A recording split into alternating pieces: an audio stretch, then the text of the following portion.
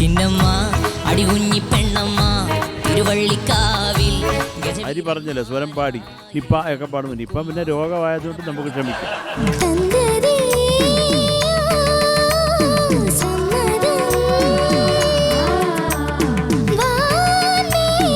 തീർത്ഥയുടെ വോയിസിന്റെ ഭയങ്കര വലിയ ഫാനാണ്.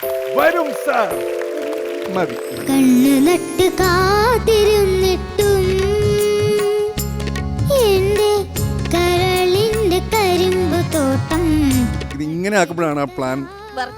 ഓക്കെ, നിന്റെ ആ സംഗതികളും ഉരുട്ടും പെരട്ടും അതൊക്കെ എനിക്ക് ഇഷ്ടപ്പെട്ടു. നാദഗോപുരങ്ങൾ